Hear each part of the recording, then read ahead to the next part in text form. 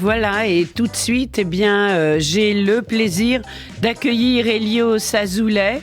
Elios Azoulay qui est en ligne avec nous pour son livre « Pour Tommy, 22 janvier 44 », des dessins de Bedřich Frita, un texte de Elios Azoulay, quand un père dessinait pour son fils dans le camp de Térésine, et c'est paru aux éditions du Rocher. Elios Azoulay, bonjour et merci d'être avec nous.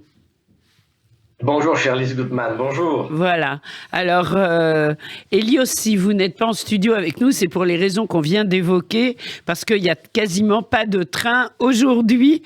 Dieu merci, nous avons d'autres moyens techniques pour que vous soyez en studio avec nous. Alors, j'en suis ravi. Oui. Pour Tommy, 22 janvier 44, c'est un ouvrage que j'ai lu avec beaucoup d'attention. Alors, ça commence par des dessins, la couverture est presque enfantine, mais personnellement, en général, c'est une question que je pose à la fin, je dirais que c'est quand même un livre pour des ados à partir de 14-15 ans. Vous en dites quoi ? Moi, je crois que c'est un livre qui raconte deux histoires. Oui. C'est un livre qui raconte d'abord l'histoire pour un enfant, puisque Bedřich Frita, prisonnier du camp de Térésine, a dessiné ces 52 aquarelles que vous avez sous les yeux et que nous avons publiées donc pour la première fois en France avec les éditions du Rocher. Il a dessiné dans le camp pour l'anniversaire de son fils Tommy, qui avait 3 ans. Donc je veux dire qu'un enfant de 3 ans peut tout à fait, de ses mains innocentes, tourner les pages, ah oui, bien sûr, oui, oui, et les trouver charmants. Mais je parlais du texte. Je parlais Exactement. du texte. Le texte, en revanche, est beaucoup plus dense. Donc, en effet, un livre a 2 ouvertures, vous avez raison. On montre les dessins aux petits, mais le texte est réservé quand même aux plus grands. Alors, comment êtes-vous rentré en possession de ces documents? Parce que j'ai trouvé, vous retracez l'histoire de Térésine et puis également l'histoire de l'antisémitisme en Allemagne avec la montée du Reich et du nazisme.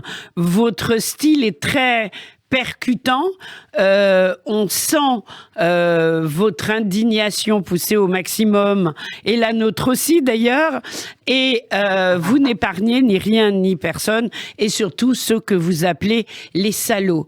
Alors, avant de parler de votre texte, qui est très fort et bravo, comment êtes-vous rentré en possession de ces dessins, et pourquoi finalement avoir choisi ce biais pour raconter l'histoire de Térésine ? Perpendiculairement, vous le savez, chère Lise, à ma carrière d'écrivain, je suis musicien, oui. Compositeur, et en tant qu'interprète, je joue depuis maintenant plus de 10 ans, et j'interprète les musiques composées dans les camps de concentration. Oui. Et donc, naturellement, voilà des années que je feuillette des livres, que je me promène, que je rencontre, et que j'ai entre les mains des documents plus ou moins inédits qui m'amènent à penser éternellement la question de la création dans les camps, et j'allais même dire de la vie possible, de la vie malgré tout dans les camps. Donc tout simplement, sur un livre que j'avais entre les mains, j'ai trouvé les illustrations de ce peintre-là, Bedřich Frita. D'abord ces illustrations clandestines, dont nous reproduisons quelques illustrations, quelques peintures, quelques dessins dans le corps de mon texte, qui sont extraordinaires de densité, oui, de vérité, qui dénoncent. Enfin, c'est un peintre de génie, absolument, Bedřich oui, Frita. on est d'accord. En parallèle de cette œuvre clandestine qui l'emmènera à être torturé et puis qui l'emmènera finalement à Auschwitz, il a dessiné, comme je vous le dis, pour son fils, ses petits dessins. Et moi, j'ai trouvé ce livre pour Tommy, mais d'une telle beauté, d'une telle rondeur, d'une telle grâce. Comment ne pas être bouleversé, justement, lorsqu'on connaît et reconnaît le contexte dans lequel ont été dessinés Bien sûr. Ces petites aquarelles. C'est ça qui m'a bouleversé, si vous voulez. C'est le gouffre entre la beauté, l'amour, et de l'autre côté, l'urgence, la terreur, la mort, et la mort, oui, définitive pour le pauvre Bedřich Frita. Avec un enfant de 3 ans, témoin de tout cela, qu'on garde enfermé dans une cellule pendant, je crois, 2 ans. C'est vraiment l'horreur, mais il faut dire que Tommy a survécu et longtemps. Alors, si Bedřich Frita, peintre, s'est fait attraper avec un autre groupe de peintres dans le camp de Térésine pour leurs dessins clandestins, leurs dessins qui gueulaient la vérité du camp. Vous voyez, qui gueulaient justement la mort, la faim, la promiscuité, la crasse. Bon, si le pauvre s'est fait déporter ensuite vers Auschwitz où il est mort quelques jours plus tard, son fils, Tommy, lui, a survécu au camp. Oui. Il a survécu et ce qui est magnifique, c'est qu'il s'est fait adopter. Sa mère étant morte du typhus à Térésine. Il s'est fait adopter par un homme, lui aussi peintre, qui avait promis à Bedřich Frita, le père de Tommy, si je survis, je m'occuperai de ton fils. Et cet homme, ce peintre, qui s'appelle Léoas, qui est aussi un immense dessinateur et caricaturiste d'ailleurs, va survivre. Après la guerre, va retrouver Tommy avec sa femme, d'ailleurs à lui, et ben, ils vont vivre ensemble. Il va adopter Tommy et bon, je veux dire, c'est une histoire c'est une histoire très très émouvante, haute en couleurs, si j'ose le dire, à la fois par les dessins et par l'émotion qui s'en dégage. Et c'était important aussi de raconter l'histoire de ce camp qui avait été visité par la Croix-Rouge, qui évidemment à l'époque n'avait rien vu. Ça a été une des grandes mystifications du Reich. Oui, enfin, vous savez, les aveugles voient, pas ceux qui veulent fermer les yeux. Oui, bien sûr. Je sais que le docteur Rossel, qui s'est promené là-bas, on lui a joué une belle pièce de théâtre. Il est tombé gentiment dans tous les pièges. Mais bon, je veux dire que, je vous l'ai dit, je l'écris dans le livre. Vous l'écrivez très bien, d'ailleurs. Ceux qui veulent fermer les yeux.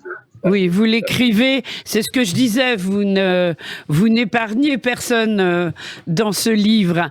Et à la fin, il y a quelque chose qui m'a touchée, c'est que vous écrivez les noms des salauds, mais pas complètement. C'est-à-dire que vous voulez même pas écrire ce qu'ils ont fait, qui ils ont été, écrire leur nom. Et le nom, on sait combien c'est important. Oui, c'est-à-dire je déforme l'orthographe du nom complètement. De ces salopards. Je veux dire que demain, réalisons dans la rue un micro-trottoir, comme on dit, et questionnons les gens. Et vous verrez que les gens connaissent beaucoup plus le nom des assassins que celui des assassinés. Et ce déséquilibre-là, je trouve qu'il est, avec le temps qui passe, complètement abject. Je veux dire que, qu'est-ce qui fait qu'on est tous capables de citer Mengele, Goebbels, Hitler, Eichmann et tous ces salopards-là, il n'y a aucune raison de les épargner, n'est-ce pas, bien sûr. Sans les insulter. Et qu'est-ce qui fait que personne ne connaît Bedřich Frita et qui n'a encore jamais été exposé en France, alors que c'est un pur peintre de génie qui a été non seulement un immense dessinateur, mais un immense résistant à l'intérieur du camp. Et qu'en plus, il a eu cette capacité tellement sublime de rester, de demeurer un père et d'offrir en héritage tant d'amour à Tommy. Et on est là encore à ne reconnaître, à ne connaître et à ne savoir écrire et prononcer que les noms de ces salopards de nazis. Pardonnez-moi, je suis grossier encore une fois, mais je ne crois pas qu'ils méritent autre chose que ça. Je pense que vous avez raison. Alors, justement, votre livre est dans toutes les librairies. Il est paru aux éditions du Rocher.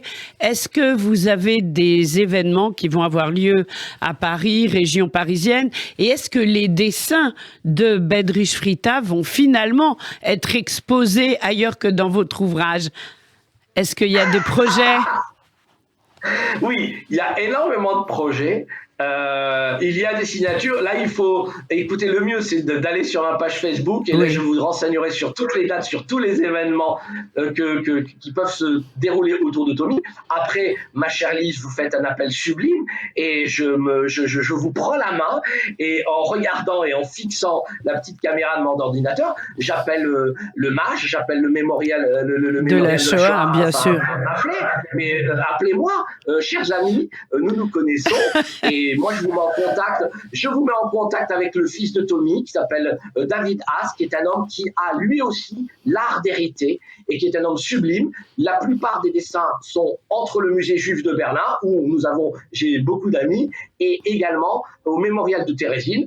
Qu'à cela ne tienne, faisons une rétrospective Bedřich Frita à Paris l'année prochaine, ou quand vous voulez. Je crois que tout le monde serait heureux de ça. Et au-delà de ça, je crois que c'est un peintre qui le mérite, mais avec je le crois, pour moi en tout cas, un sentiment d'urgence et d'imminence que je ne saurais pas cacher tel que je vous en parle maintenant. Bien sûr. Alors, c'est vrai que quand on lit votre texte, vous reprenez avec exactitude et précision toutes les mesures anti-juives qui ont commencé en Allemagne, en Autriche, puis en Europe de l'Est, puis dans le reste de l'Europe, en France, etc. Et toutes ces mesures anti-juives qu'il est bon de rappeler, parce que aujourd'hui on vit dans un monde où on a tendance à minimiser ce qui s'est passé. Vous donnez des chiffres très précis. En fait, c'est le livre d'un historien et d'un artiste que vous êtes et qui aime l'art, que ce soit la musique comme la peinture, le dessin, etc. J'ai l'impression que vous aimez l'art sous toutes ses formes. En revanche, dans votre narration, vous vous posez comme historien. L'histoire est l'outil obligé pour se servir des mots justes. Je veux dire, parce que l'histoire, c'est la première à ne pas trahir. Et si vous ne trahissez pas la vérité, les mots ne vont pas trahir la littérature. Est-ce que vous avez le récit de ce que vous avez raconté? Donc, naturellement, que je suis à la fois historien, à la fois écrivain, enfin, et l'art, vous savez, ma chère Lise, c'était le moyen qu'avait trouvé Bedřich pour s'extirper de la boue du camp, pour s'extirper de cet enfer, pour s'extirper de cette mort. Moi, je crois que l'art, pardonnez-moi, je vais dire quelque chose qui semblera peut-être une banalité à celles et ceux qui nous écoutent, mais l'art, c'est la vie. Bien l'art, sûr. c'est la vie. Et ces gens-là ont vécu. Et le seul moyen de leur rendre hommage, c'est de leur donner vie, de leur redonner vie, et non pas de les accueillir dans la tristesse, j'allais dire, toujours et archi-consommé. Non, moi j'ai envie d'un grand éclat de rire, un grand éclat de vie, donc j'ai envie d'un grand éclat d'art, tout simplement. Et c'est pour ça que ce livre, c'est un livre d'amour. Pardon, encore une fois, je veux dire quelque chose qui fera peut-être hausser les épaules de ceux qui pensent comme Céline, que l'amour c'est l'infini mis à la portée des caniches. Quelle phrase abjecte, n'est-ce pas? Bon, oui. Eh bien, moi je pense au contraire de Céline, que l'amour c'est l'infini mis à la portée des hommes, justement. Et que Bedřich Frita est un homme, Tommy est un homme, les enfants de Tommy sont des hommes, et celles et ceux qui m'écoutent et qui tomberont sur ce livre seront attrapés parce qu'ils sont des hommes et des femmes, naturellement. Alors, on ne tombera pas sur le livre, on va l'acheter, c'est tout à fait différent. Pour Tommy, 22 janvier 44, dessin Bedřich Frita à découvrir absolument. Le texte, Hélios Azoulay, quand un père dessinait pour son fils dans le camp de Thérésine, paru aux éditions du Rocher. Merci pour ce bel ouvrage, Hélios Azoulay, et quand vous le souhaitez sur Radio J. Au revoir, bonne journée, merci. Radio J.